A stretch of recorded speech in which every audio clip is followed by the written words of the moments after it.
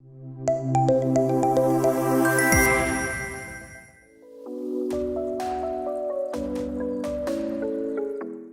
speakers, Dr. D. Senthilkumar, Principal, TI Matriculation Higher Secondary School, AMM Foundation.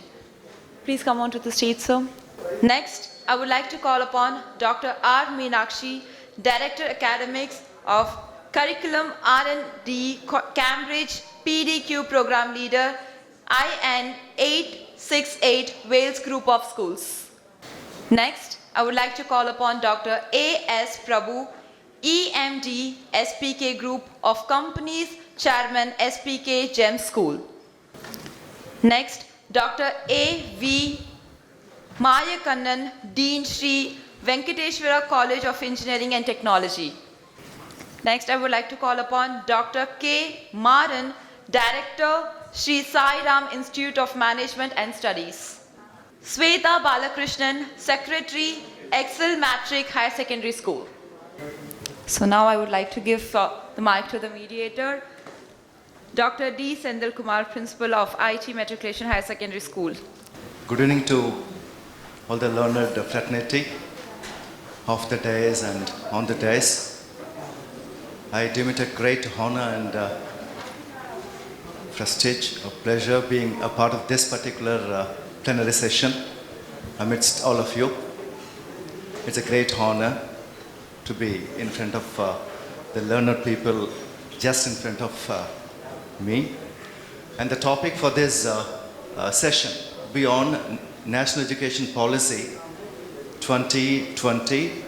And would it really take, I'm slightly altering it, would it really take us to, take India to be a superpower in terms of transmission of knowledge or transaction that happens in the classroom, by which it takes us through global level?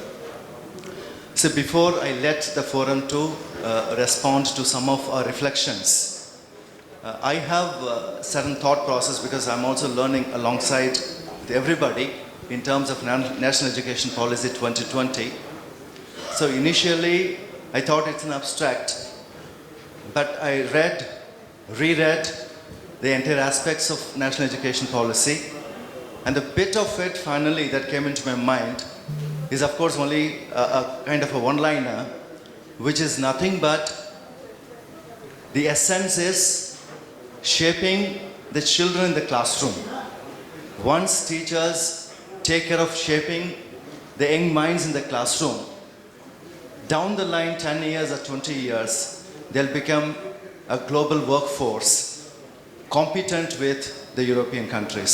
So with two important aspects like reflective thinking and reflective learning process. So gradually, from a conventional aspects of classroom teaching, it calls for unconventional way of learning processes in the classroom so that the child will be holistic by the time he or she completes the portals of schooling.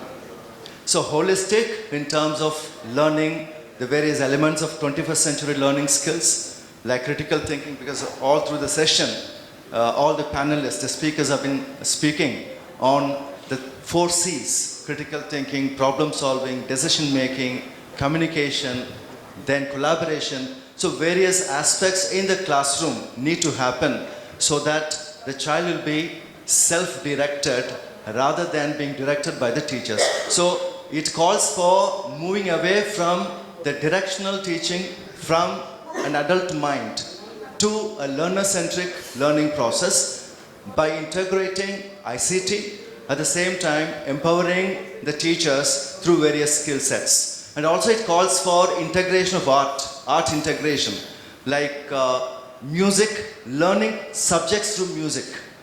Can teachers, with the support of resources, can the classroom abstract concepts, be it mathematics, or be it science, or social studies, or English, so anything can be converted into a kind of a poetry or poem, so that the child will be able to remember, understand, appreciate all the abstract concepts in a very simple way, so that it's going to be a lifelong learning. So it gives a lot of impetus to even no back day, like 10 days. It suggests 10 days in a year it suggests no back day, which means from class 6 upwards. It calls for a kind of an internship where the institution can collaborate with an organization wherein the children can go get themselves equipped for the social quotient or emotional quotient, or it can be the work instructions. So the work at the same time art integration. Work integration, art integration is also a part of this NEP 2020.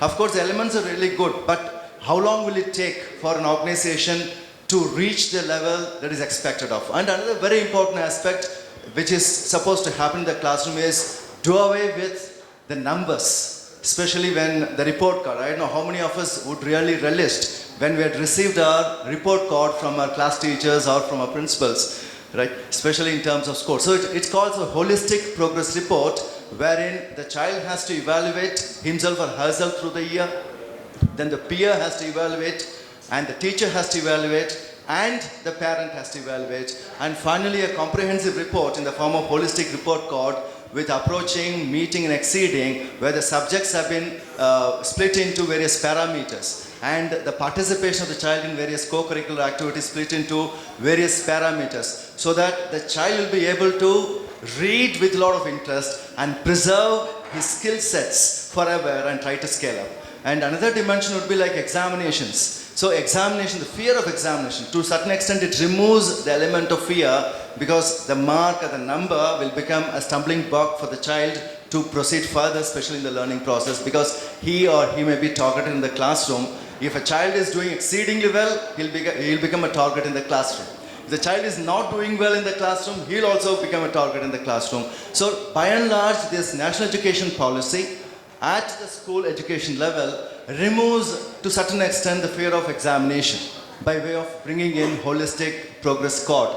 At the same time, at the teachers level, teacher empowerment program, it calls for teacher empowerment program not in terms of number but in terms of specific skilling of the teachers. Because normally the 20th century learners are educating 21st century learners. So there is a huge gap between the teacher and the taught. So there is a dire need for empowering the teachers. So there are a lot of elements being introduced in national education policy which calls for the teachers to equip themselves, especially a kind of a skilling of teachers, so that there will be able to see quality management, then quality school, quality teachers and quality children, so that down the line 10 years, this NEP, according to me, perhaps we got to listen to them also, according to me, will definitely bring in a lot of reforms in the education sector.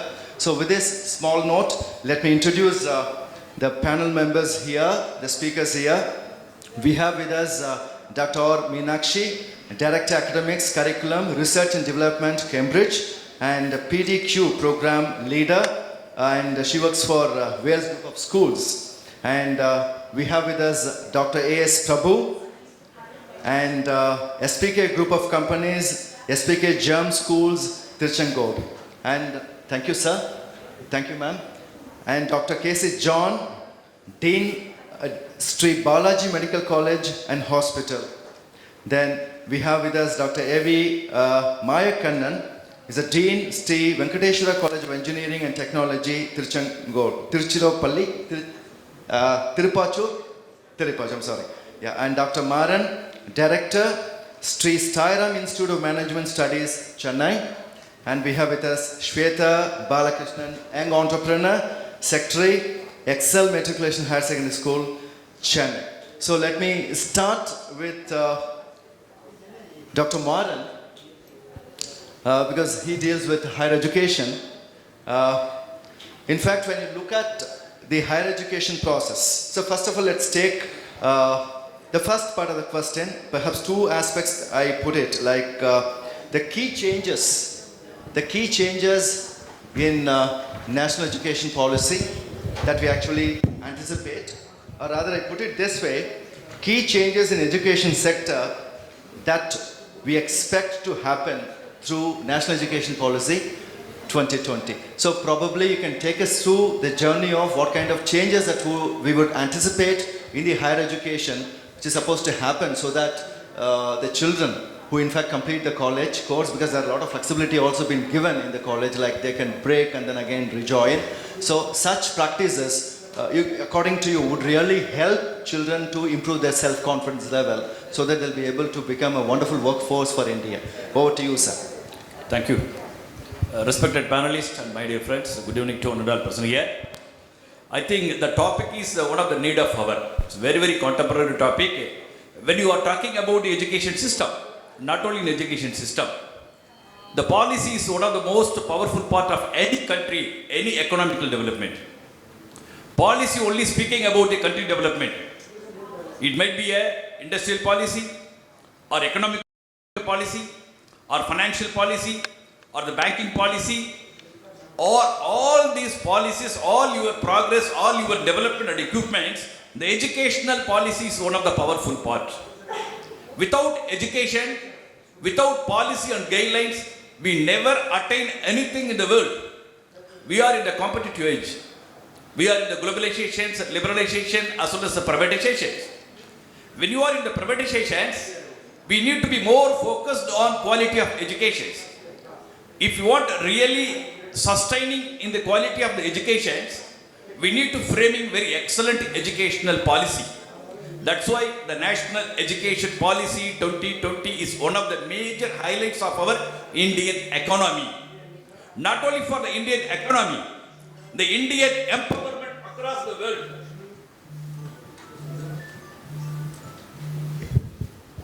Hello. Indian empowerment in across the world, which is highly useful for you. In our Indian education history, this is the first time in Indian education history after independence, the government of India, Honorable. I beg your pardon, sir, can you use the next, other microphone, please? Yes, sir. You can go ahead, sir. Yeah. Honorable Prime Minister allocated 6% of GDP of our Indian education systems, inclusive of private as well as the public investment. The 6% of GDP on Indian education system, which is mainly focused on infrastructure. Any country development which is purely based on the infrastructure, even for the educational system, infrastructure is one of the most powerful parts.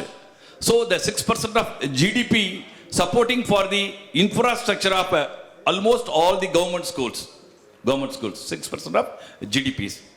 And one more additional highlights in our educational system, the curriculum framework of your school. Almost the school teachers are here. Earlier, what we taught, what we have studied, what we have observed. In our new and national educational policy, our curriculum system is totally different. Our system also like US-based education system. We have admitted our children 5 years old. Now, we are possible to admit only the 6 years old. 3 years Anganwadi plus 12 years school.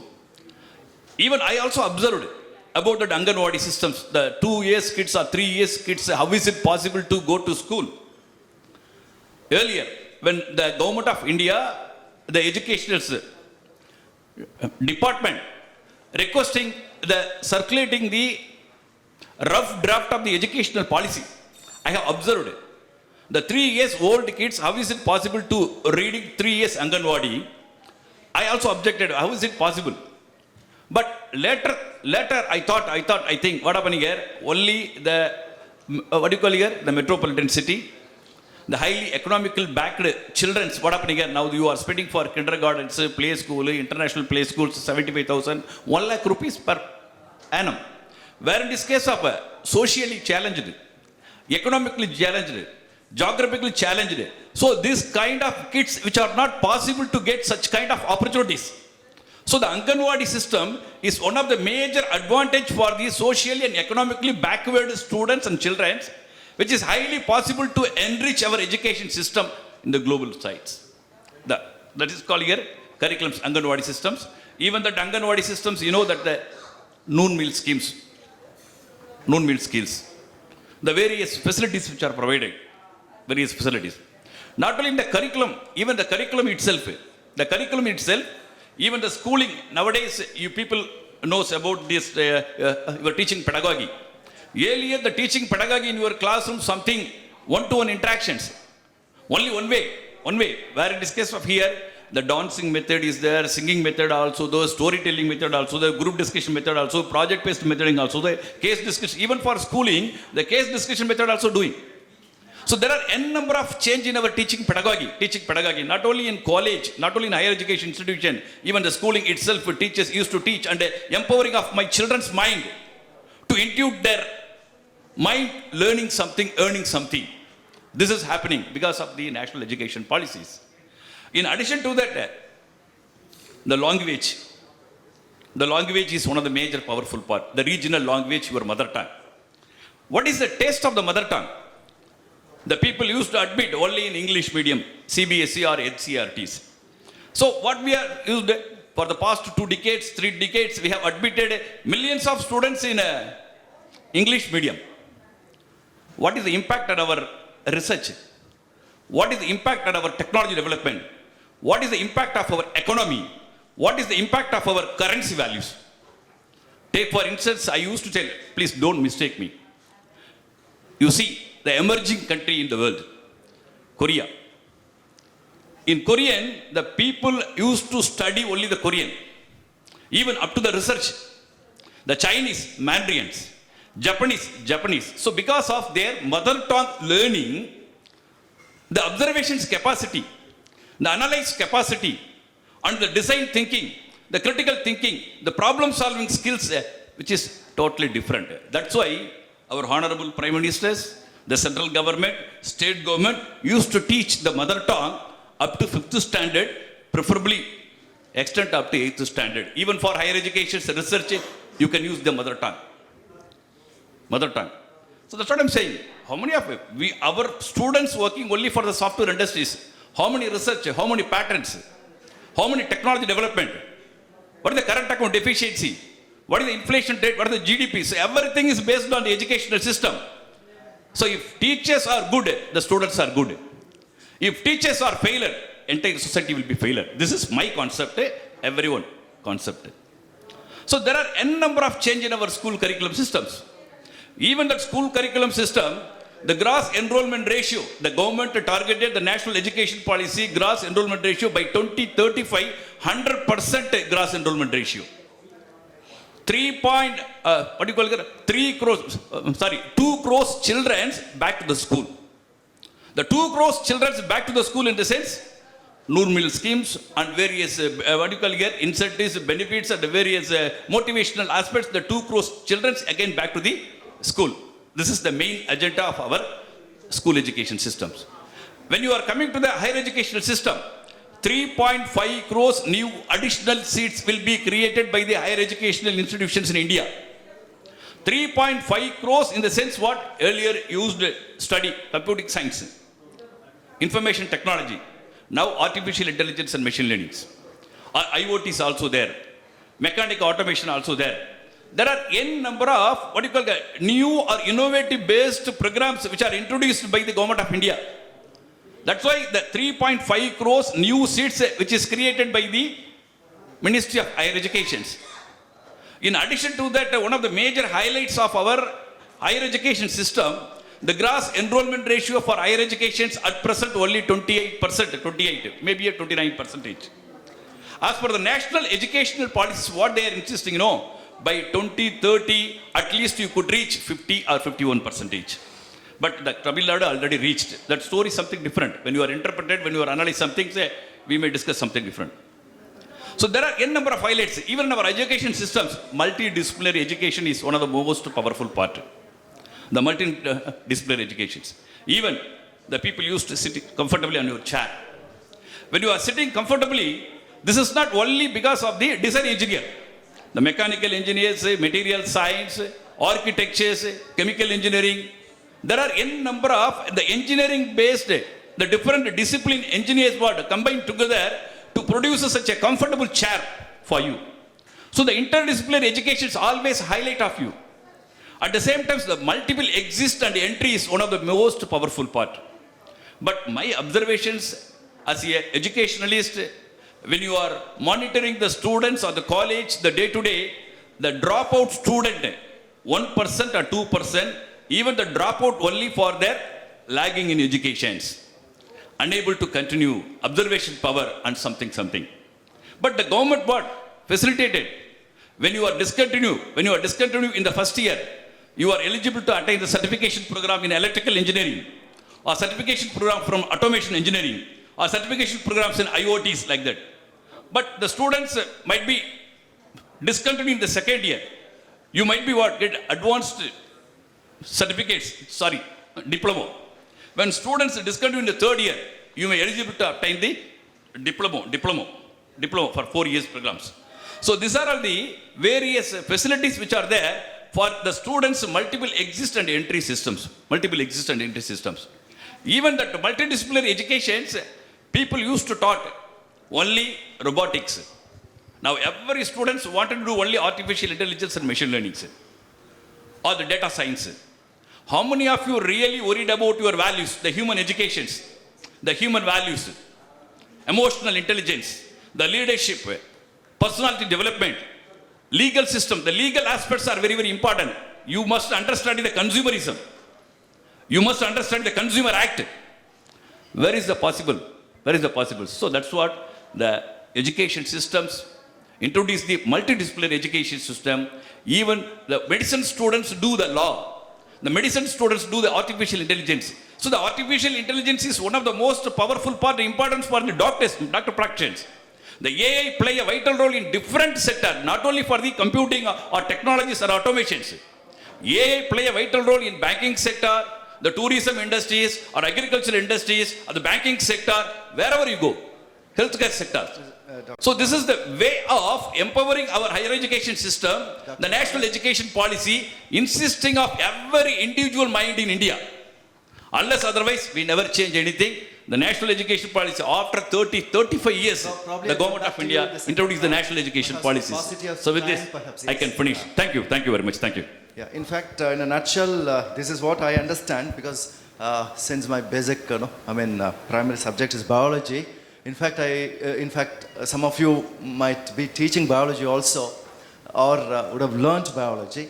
So there are two aspects in biology. One is eugenics and another one is euthenics. So eugenics is, of course, by applying the concept of genetic loss, improve the quality of human race.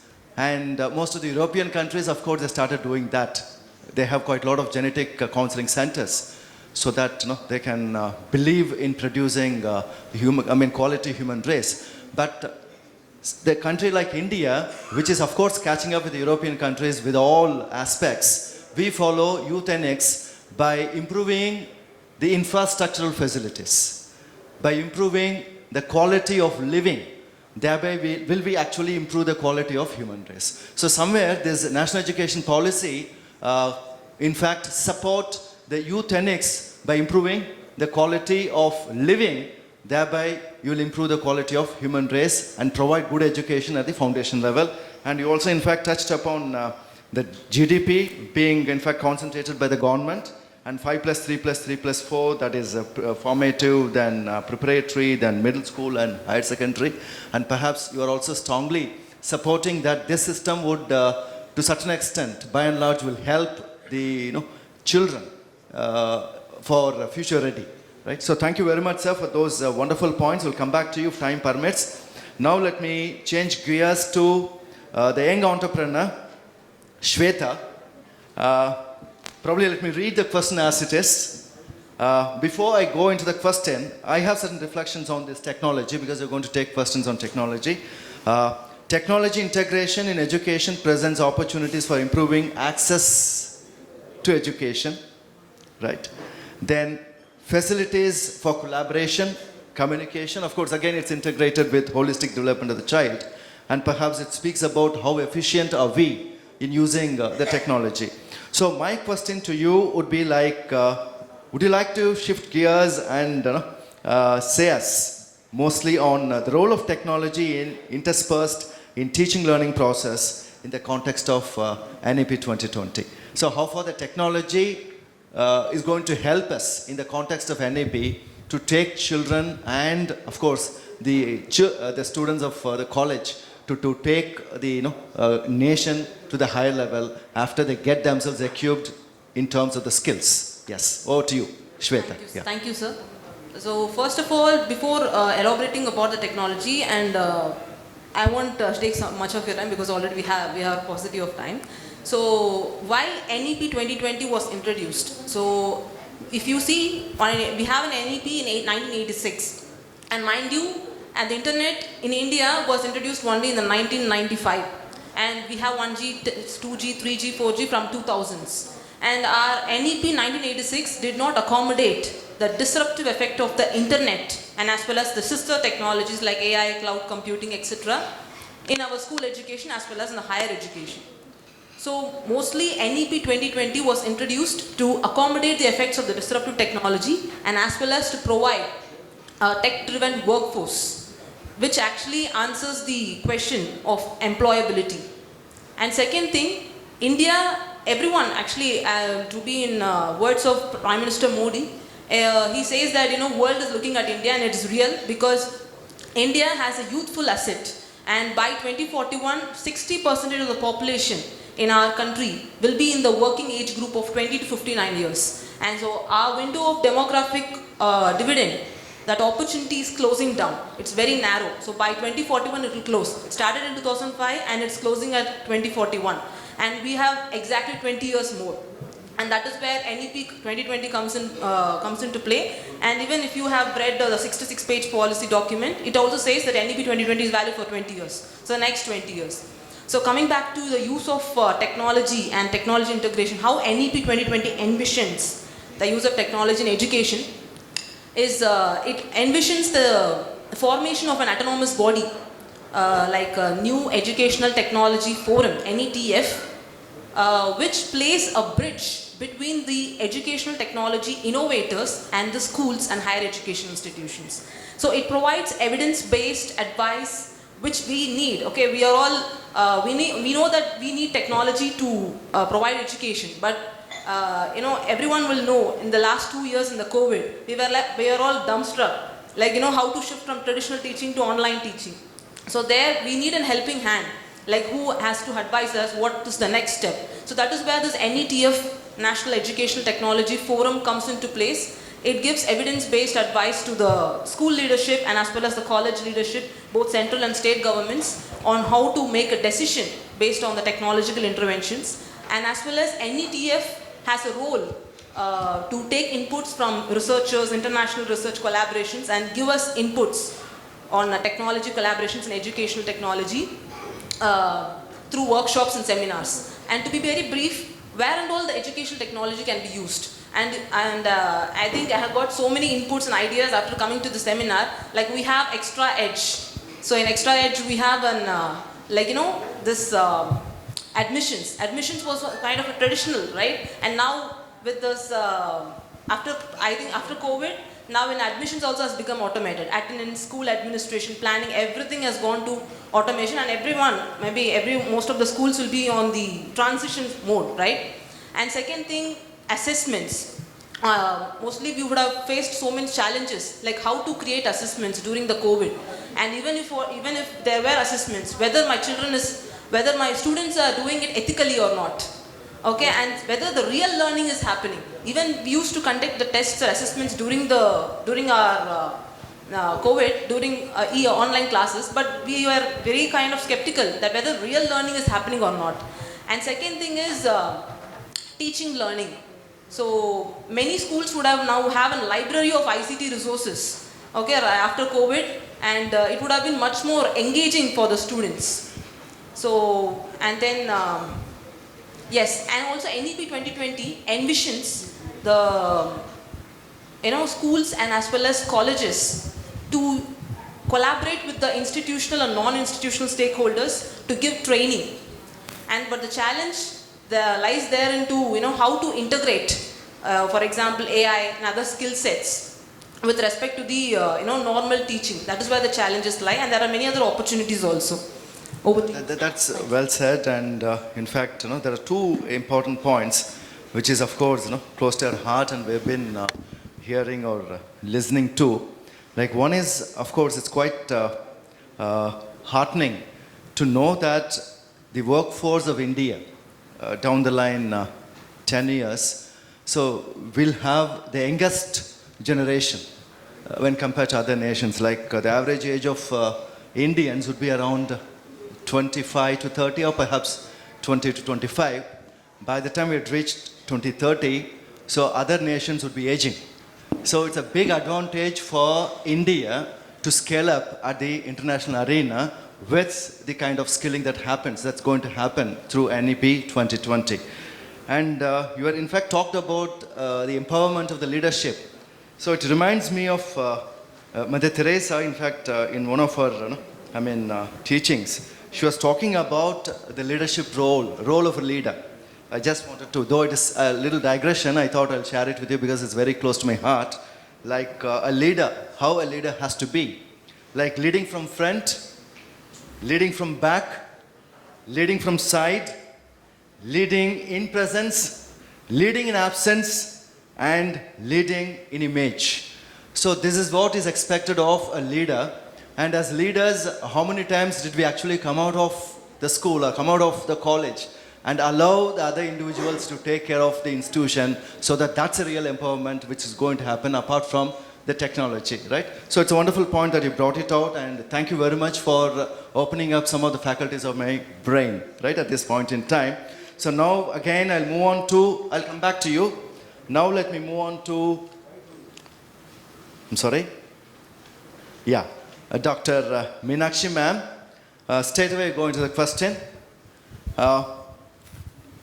What do you foresee down the line 5 to 10 years, the brighter version in terms of quality of teaching, and especially in terms of teacher empowerment program suggested in National Education Policy, and your perceptions on that? Over to you, ma'am. Very happy evening to the august audience here and my co-panelists, and thanking the organizers, ArdorComm, for giving me this opportunity. I think the topic says shaping India into a global knowledge superpower. Then I really had to look into the meaning for what is global. What do you mean by superpower, global knowledge? It had so many meanings. And to be very frank, in fact, our country wants to be Vishwaguru. That is the meaning of this, which means there has to be a transaction, as I think very rightly our moderator said in the beginning. There has to be a transmission. There has to be an exchange of knowledge, skills, understanding. We know that with all the gadgets, the innovations in technology, being in a technology era, gathering information is possible, gathering knowledge is possible, but how do we ensure that there is going to be transmission of this knowledge across? Then I say my country has become a global knowledge superpower. I should have evidences for that. There has to be a quality education to all is what the underlying statement of NEP. Quality education to all. Please note that. When I say quality education, I need to have a yardstick to define what quality is all about. What exactly I mean by education, the scenario of education in the present status, how I would envision that with the policy that has been implemented, and how do I make it happen. To say that it should be inclusive education is another term. I have to have equality, equity, just. How do I understand all this as an educator? What is my role and responsibility as an educator if I have to envision, and with the statement given by my co-panelists that how I have to be more responsible as a leader, as an educator, as an educationist, as a teacher, being in that profession, my responsibility in shaping the youngsters who will be ruling the world by 2030. And recently you have all gone into the words like chatbot that was used, then chat GPT that was used, then pedagogy becomes pedagogy, P-D-A-I-gogy. I have to have that artificial intelligence. Very beautifully, if you start reflecting as an individual, I think this was stated by the moderator in the beginning itself.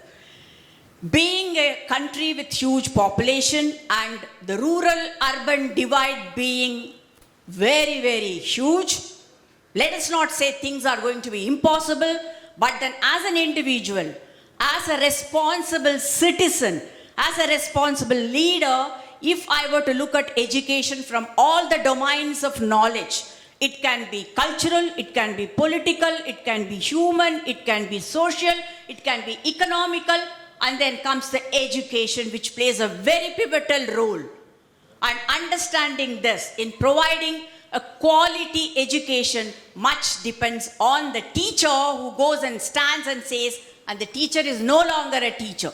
The role of the teacher is defined at different stages, as a moderator, as a mentor, as a facilitator, as a guide. So I need to understand my role. It depends on the challenges that I have and the kind of children that are interested to me. And being in the teaching line for so many years and having been a teacher trainer, I firmly believe that I need to inculcate the habit of developing certain attributes in a teacher that goes to define, yes, I'm going to give a quality education to the children who are interested to me. And to briefly say what could be these attributes and values, I need to be confident. I need to be self-engaged. He said reflective. It's a very beautiful term. I need to be self-engaged in decoding NEP.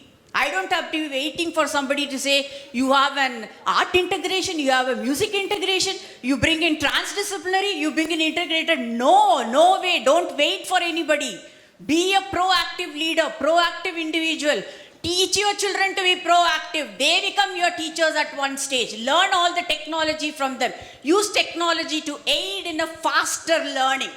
And that is how you set up an example and standards for teacher assessment. I think I'm not very sure whether there are the national professional standard for teachers are in existence. Has it been rolled out? I'm not very sure, sir. But when you go through the professional standards set by the National Council for Teacher Education, be it for school education or higher education, I need to map my skills. There is a difference between thinking like a scientist and to know like a scientist all the facts. There is a difference. So to think like a scientist is very difficult. It's a skill that I need to impart, inculcate, train, for which I need to be trained first. So whenever I say as a teacher, I am a learner myself. So I need to have that vice versa of being a confident teacher, a confident learner myself, a self-engaging learner, a self-engaging teacher, a reflective teacher, a reflective learner, a responsible teacher, a responsive learner, and also innovative and of course creative. Right from the morning I've been listening to innovative. You don't have to innovate. Even after listening to all these discussions, if I'm able to change my perception of calling what quality education is all about, I am a creator. Don't say, ma'am, I am not creative. Don't say, ma'am, I cannot innovate things. No, your ideas have changed. You have created new thoughts. You have created new inventions. And that is how the teacher has to embellish her talents, skills, and the teacher training depends much on the context of the institution, the location, the need, and the policies, the process in place, and the school governance to follow it up thoroughly. And please go through the latest national professional standard for teachers. It has been very beautifully designed. Do a self-learning, and there we stand as exceptional individuals. You can teach even a flower vendor. You can teach a street boy. You can teach a person who supplies milk. No one is going to stop you. And that is how you empower everybody with everything, because all of them have the cell phone now. All of them have GPay now. And there we go with the GPay. We go global as a superpower. And let me tell you, only in India we say Gurubhyo Namaha, because a teacher instills the knowledge, whereas in our culture, a guru chisels out what is not required, and that becomes a statue. And we need to become the superpower, a global power, and a Vishwa Guru. Thank you. That's a wonderful and very powerful content of yours and the reflections of yours. I really appreciate it. But in fact, it reminds me of again another aspect, because by way of your interaction, one or two of my faculties now you're opening up in my brain. See, in fact, there is an organization which practices silence. So it's quite difficult for teachers to keep quiet in the class, because I need to teach I need to teach. If I don't teach, what will happen to my job? So gradually we got to weed out that kind of a thought from the teacher's mind and perhaps from the leader's mind. And nothing wrong in keeping quiet for some time and allowing children to learn by themselves. Can also be a part of teacher empowerment program. Because during that time, you are allowing the children to learn by themselves. Because self-learning is a part of, again, the National Education Policy 2020. Thank you very much, ma'am, for that. And again, you are talking about the skill matrix and competency matrix. So competency matrix, by virtue of the education, people come into the organization. But skill matrix, there may be a gap. So it is the responsibility of the organization, and it's again the ecosystem of the school, the culture being created by the organization to train the teachers based on the requirement, based on the learner's dimension, based on the parent clientele and their ability, and the content that is actually required for the training process. So training has to be designed by the individual organization rather than looking up for something which is common, which may not fit the all existing organizations. So that's well said. And perhaps you're also talking about equity and equanimity. Equity, of course, yes, which is very important, all the more important for the children to learn better. See, it is in the hands of the teachers to convert a bright child into a child who will become gradually dull by means of usage of certain words in the classroom. So how far the organization is taking care of the soft skills of the teachers, professional skills of the teachers, technical skills of the teachers. So technical skills, soft skills and professional skills are the areas where the organization has to look at and identify the teachers who are in need of those skills, thereby creating a kind of a matrix and give them a proper training so that we need not even wait for NEP 2020 prescription. The organization will move up in a qualitative manner. So thank you very much for this input, ma'am. Now with this, I move on to Mayakkannan, sir. Yeah. So straight going to the question. How does national education policy, which is actually aiming to promote research and innovation, especially in higher education, because since you represent that particular group, innovation and perhaps research. So how do you look at this in the context of NEP 2020? And how will it actually help the organization to scale up further? Yes, sir. Over to you, sir, please. Good evening. Yeah, it's audible, sir. You can go ahead. Actually, the national education policy proposes the priority on research in higher education institution first time after independence. So before that, there is a 1986. It's not proposes any research. So this 2020 only proposes the research importance. So that research, it's normally there is academic research in collaborative with industry. So then only then more patterns, so more skill set will be developed. So this is what the aim of the NEP. So then to promote research, so actually the NEP has mandated making research part of the curriculum at the bachelor's and the master's levels, incorporated with there is a intellectual property rights and another one subject there is a research methodology. So and then this academic and the industry encourages a pattern policy. So this policies provides research environment and promotes patterning. So a large number of patterns will serve as incentive for continuous and sustained efforts in research. So to bring back the glory of higher education in research, NEP has created two significant roadmaps. One is to develop the research capabilities among the faculty and facilitate the development of research culture in the state university and other public institutions.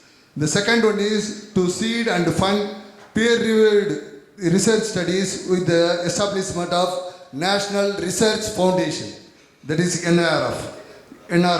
This NRF will provide merit-based but equitable peer-reviewed research funding in all the disciplines of the state universities and other public institutions. So due to the initiative would give birth to the new researchers with needed skill set, also undertakes the relevant research of their interest. The NEP also kindles the research interest across all the disciplines by supplying research funds.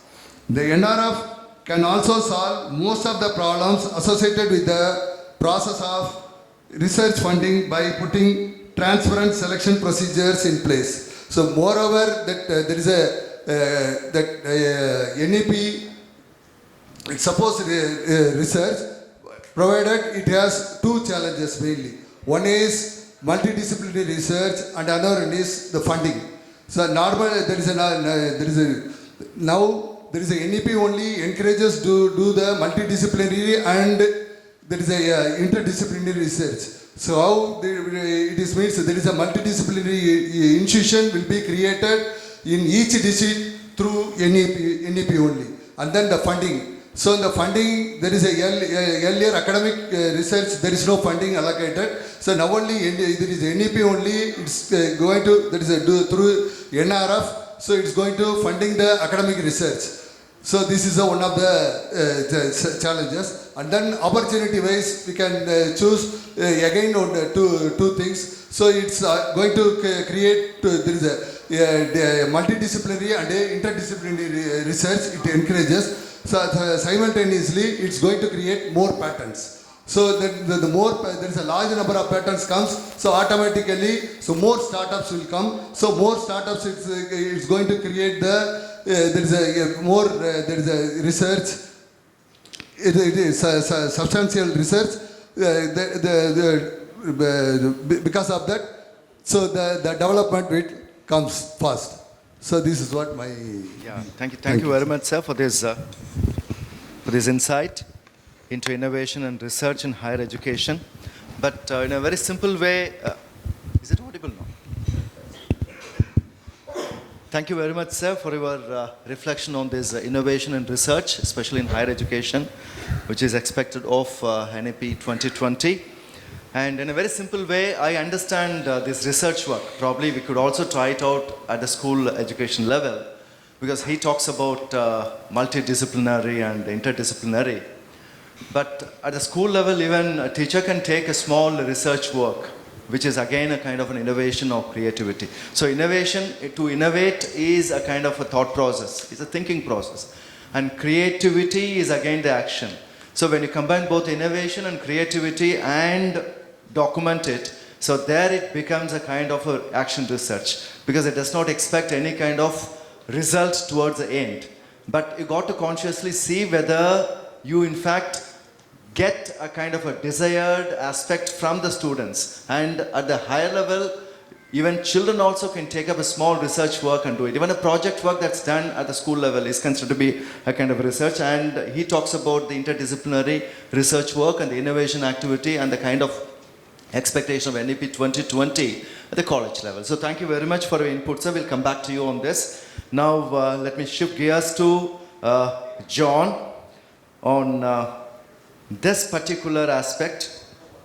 John is not here. I'm sorry. John is not here. Beg your pardon. Now somebody has to take up this. So I'll shift gears to Prabu.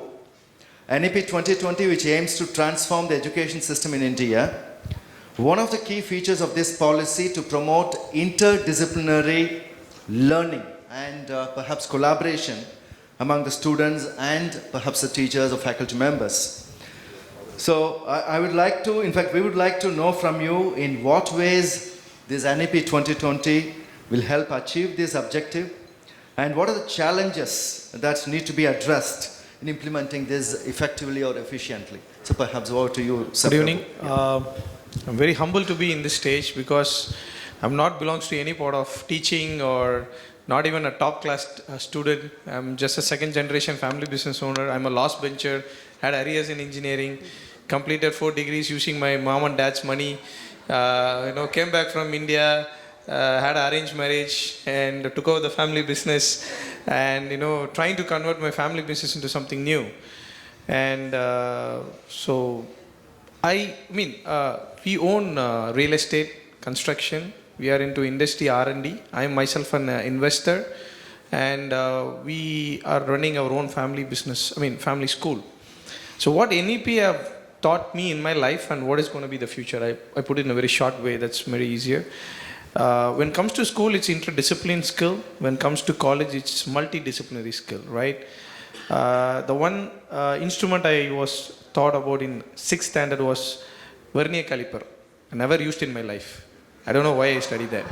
It's to be very simplified. But when I went to my master degree in UK, I did my manufacturing engineering and management. That's where vernier calipers start being used and the purpose was there. So until my next 10 years, I don't know what the purpose of vernier caliper in India. But as a jokes apart, that's how we are advanced in terms of teaching, but not in terms of implementing the skill level in terms of market need. As entrepreneurs and also business owners, there is a big link or big gap between 5 things, which is market need is different, industrial need is different, education is somewhere else, unemployment is somewhere else, and skill development is somewhere else. But all the 5 is not linked together. So what we've gone through in the NEP is like, the government have stated policy saying that the interdisciplinary skill will be implemented in education policy, which STEM education everybody knows as, instead of STEM, there's STEAM, they are trying to do it, as art and human skill. So the critical thinking and knowledge thinking and the implement skill from the human skill has been not in the old education policy. That's what they are bringing in the new education policy, which will help our students and also our future generation to go towards college for handling the multidisciplinary skills. That's one. Second, and what we proposed as business owners to the NEP, we have sent few comments and few proposals to them is, there is no specialized school or specialized college to focus on entrepreneurship alone, or sports alone, or horticulture alone, or innovation alone. There is no colleges like that. But in terms of, we travel around a lot of countries, we have seen developed countries, as the panel members stated, that a developed country which is able to taught in their mother tongue, they are able to come up. That's true, but they have done in this simple manner that it is not interlinked in terms of subject, but they are all interlinked in terms of skill and development towards the technology and the education. That's why. And I will close with one simple example. I used to work in a MNC company as a planning engineer. I used to work in the chip manufacturing industry. And I used to work with more than 16, 17 vendors for machine moving and machine moving out.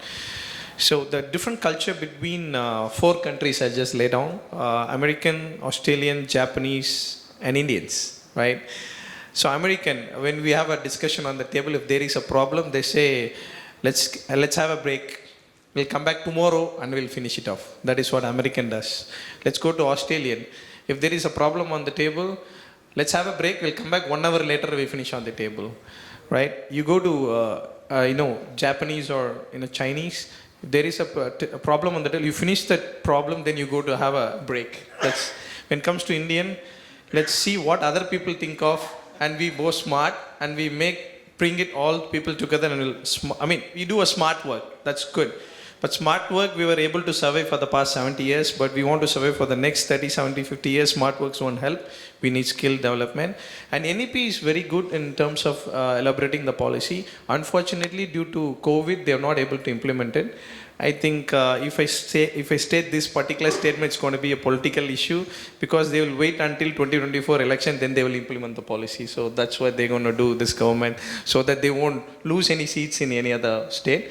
But as Tamil Nadu, as thought about, we stand second in terms of manufacturing when it comes to India. And in Tamil Nadu, you talk about rural and urban and city-based. I come from a place called Kongu Belt.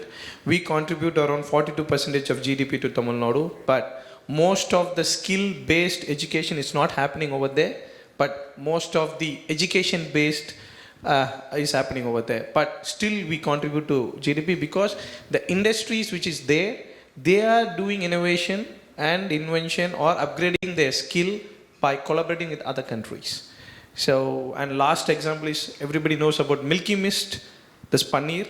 He's only studied 7th standard. Sadishana is one of my mentor.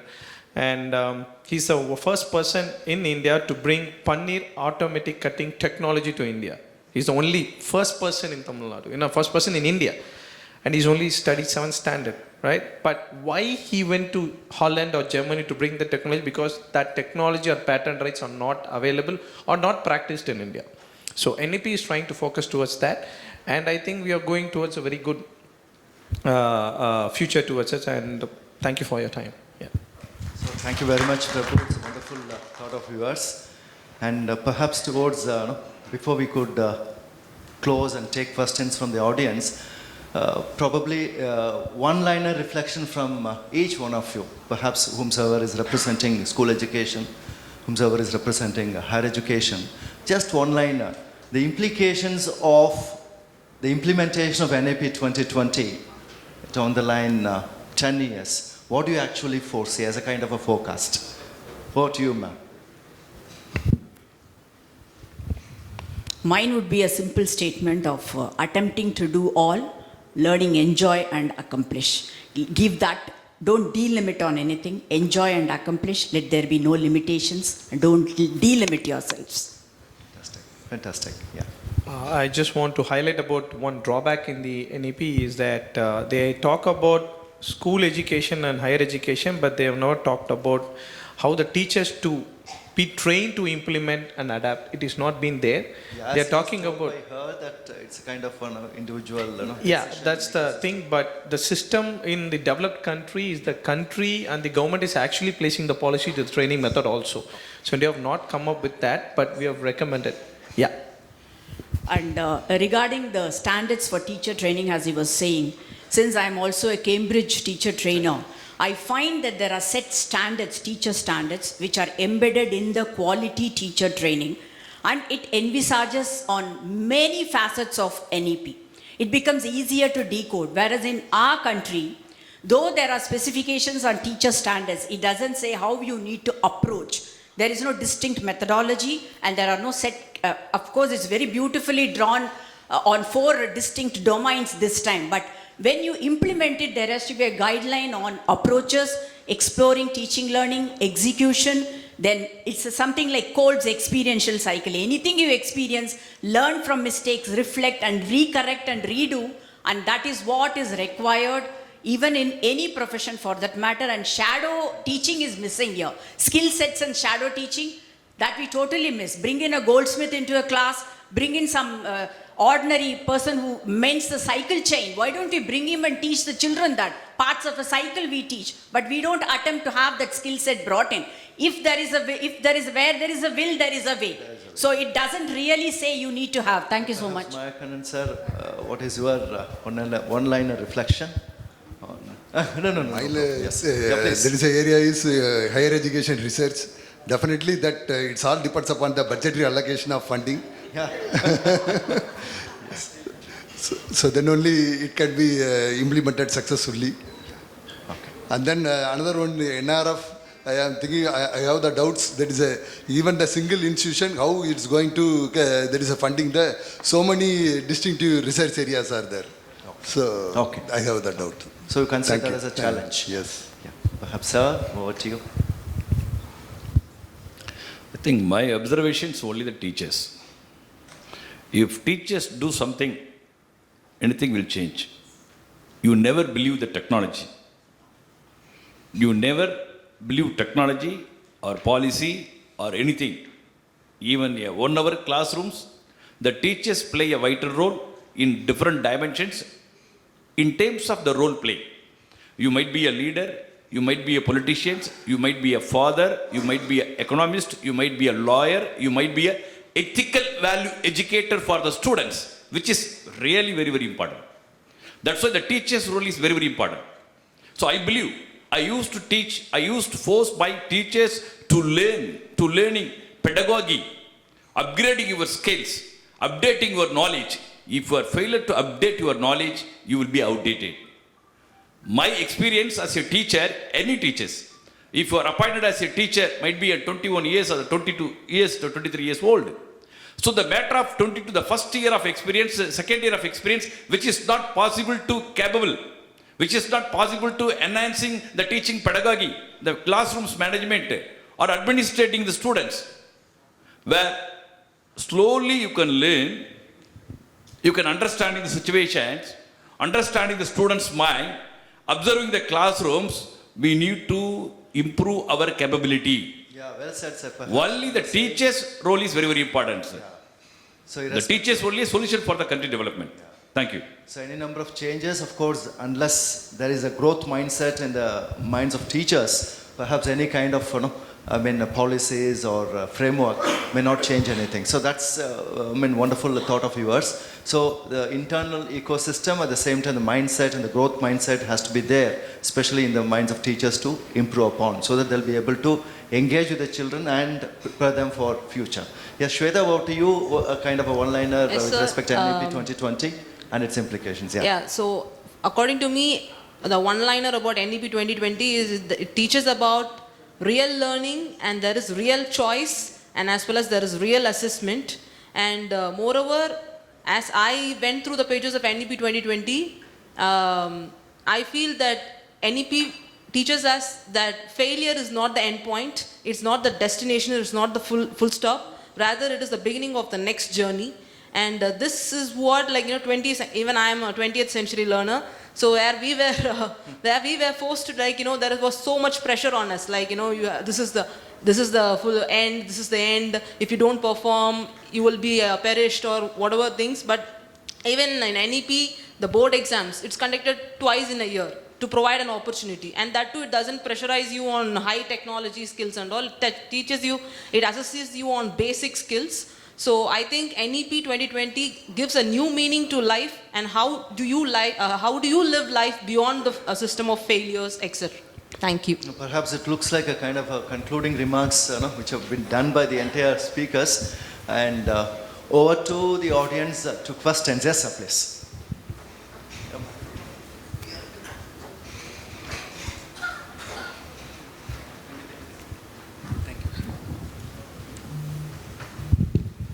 Okay.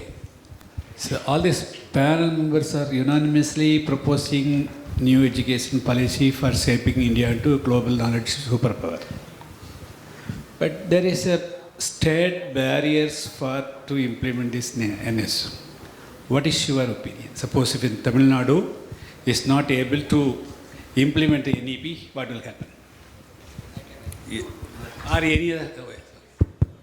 It's a political question, sir. You're trying to get a political answer from us. It's a democratic country.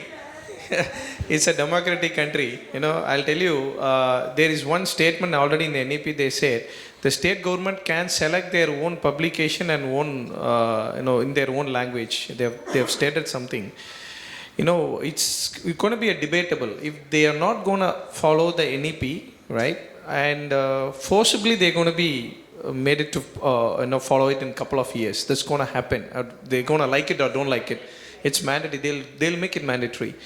The thing is, if they don't do it, what will happen is, say, as I said before, Tamil Nadu stands second in terms of manufacturing, right? Right now, Uttar Pradesh and Telangana is trying to overcome that manufacturing sector and trying to break a lot of industries from our side. And if we are not able to follow NEP, and if other states are trying to follow the NEP, what will happen is, we'll have an education system, we'll have more youngsters with a graduation degree, but not the right skill set or not the market need which is required, and it will be found in other particular state. Unfortunately, though industry will be placed in other state, and the number of jobs will be allotted to those states. That's all going to happen. Okay. As entrepreneurs, we see that. Because when I want to recruit engineers, I already started thinking of recruiting engineers out of the state, because I'm not able to find the critical thinking knowledge engineers. Instead of, I'm able to only get the book reader engineers. Sorry.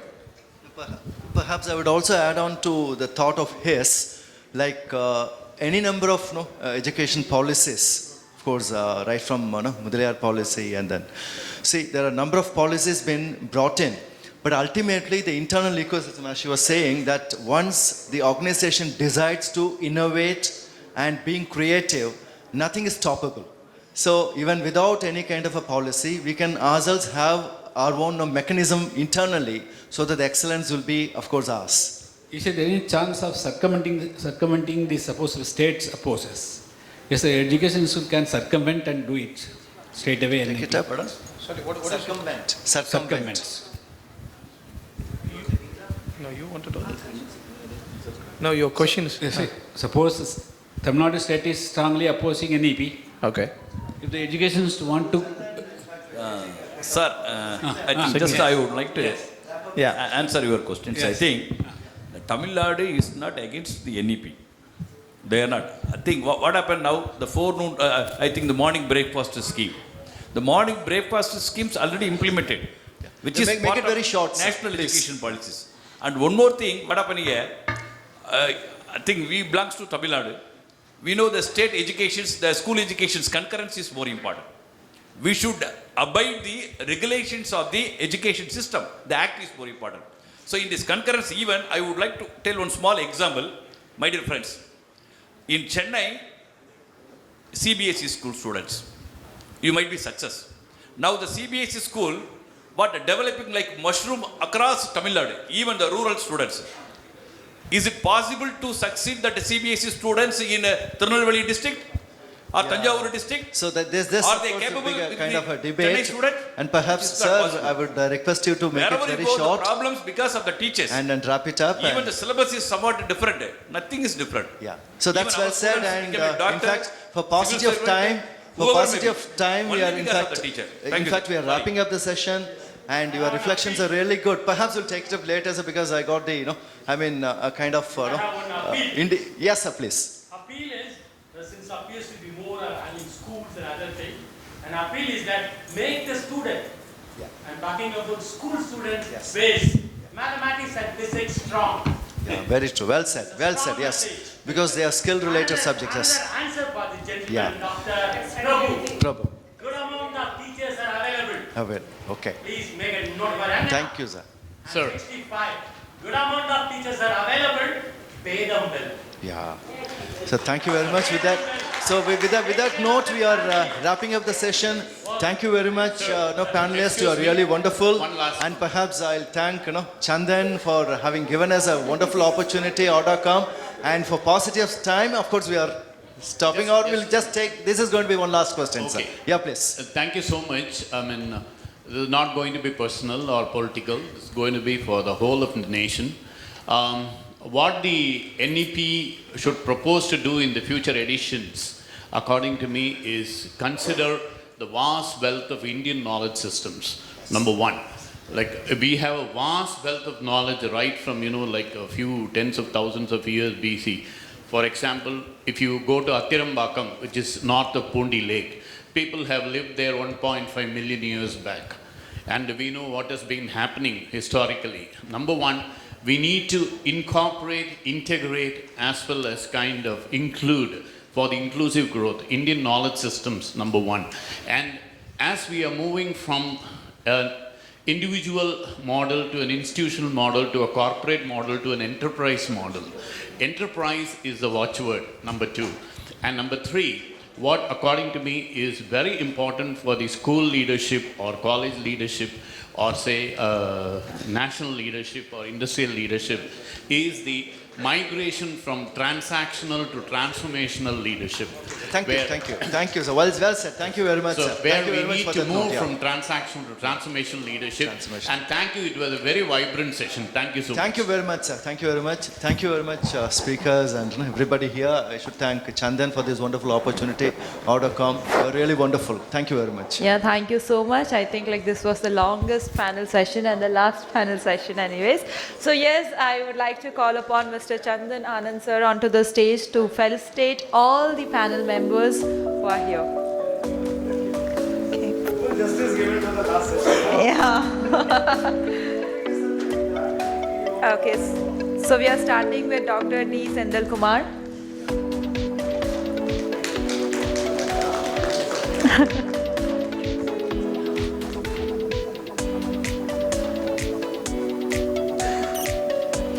Next, Dr. R. Meenakshi.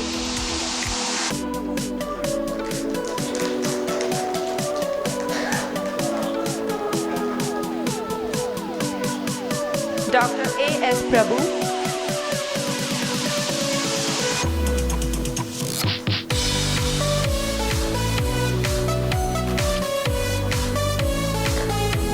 Dr. A. V. Mayakkannan.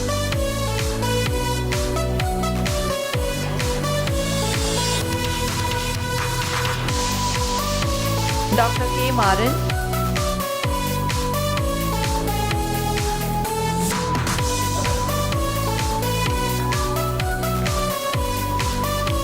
And next, Swetha Balakrishnan.